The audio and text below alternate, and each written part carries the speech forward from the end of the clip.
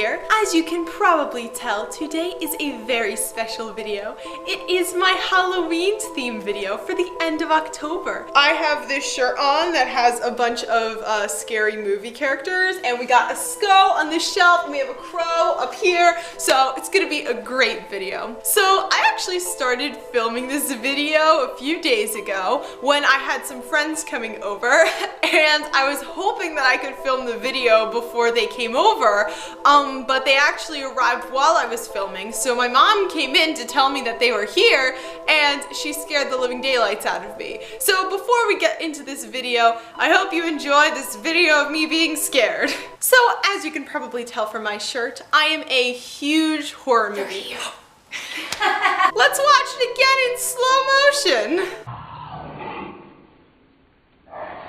So now we are set to get into the topic of today's video, which is writing horror. Now, I've read a lot of horror books over the years. I am a huge horror movie fan, and I absolutely love everything spooky. Because I've read a lot of horror, I've kind of figured out what I like and what I don't like when I read a horror book. I haven't actually written any horror books myself, but there are a couple of scenes in Missing Her that can be categorized as horror. So I've used a lot of the tips that I'm going to talk about in Missing Her. In the future, I do plan on writing a few full-length horror books that are currently in my brain. They might not come out for a couple of years, but I have some really spooky ideas. So I have a couple of ways today to bring some spookiness into your writing, so let's get right into it. Number one way to creep out your reader is to describe the creepy. So when you're watching a horror movie, you can put a scary image on the screen. You know, there's the jump scares where you see like a ghost or a monster or something. You can't exactly jump scare your reader in your book. There needs to be a little more description because you are your reader's eyes.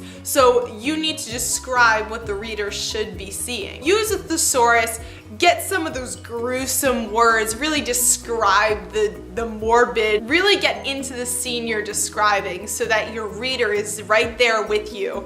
Whether it's using smell, using sight, using sound, there's a lot of really creepy, vivid imagery that can really just make your reader's skin crawl, and that's what we're looking for. Number two is to unsettle your reader. Now, I find that one of the best ways to unsettle your reader is to do something out of the ordinary. So for example, I read this book recently where there was a murder and this girl witnessed a murder. When you usually see a character witnessing a death or a murder, I would say they're a little bit unsettled or a little bit confused, scared, upset. But in this book, the character didn't react at all. She was just sitting there completely silent and not reacting at all. And that unsettled me because I'd be totally freaking out right now. And this girl is just like totally blank. And that unsettled me as a reader because it was different from the normal reaction. So there's all different ways you can apply this into your writing, and I've done that a couple of times in Missing Her, and it really helps build the tension and the eeriness surrounding the scene or the character that you really want to bring out the spook in. Number three is having your reader know what's going to happen before it happens. I find that helplessness is one of the scariest feelings that someone can experience. When someone's scared or sad or angry, there's usually something that it's stemming from that you can help with or you can help ease. But with helplessness, there's nothing you can do. You're completely at the mercy of whatever is going to happen or whatever the cause of the helplessness is. I've seen a lot of books and movies that start their story at the climax. So if the climax is a character death, you'll see that character die in the beginning. Or if it's a character getting chased, the chase will be in the first chapter. You don't know who's chasing them and stuff like that. So one of the best ways to build tension and to build that uneasiness is to know that something is going to happen to the MC and there's nothing that they can do to stop it. So everything that they're doing is eventually going to be undone, and everything that they try is not going to work. And that's so unsettling and so upsetting for the reader that can definitely help boost up the horror. And last but not least, number 4 is to end your chapters with a twist. When I was a kid, I read all of the Goosebump books, and one of the things that sticks in my mind love the most about R.L. Stine's writing is how he ended every chapter with a twist.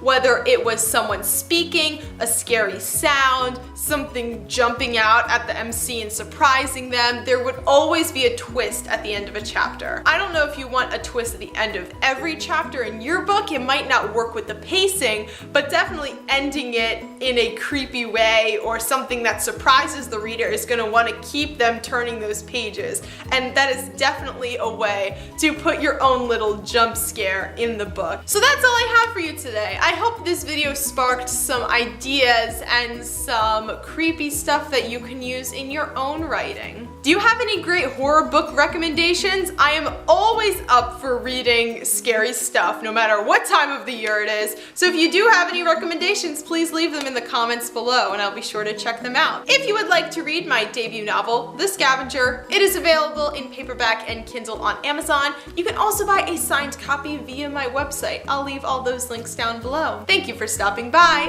Bye!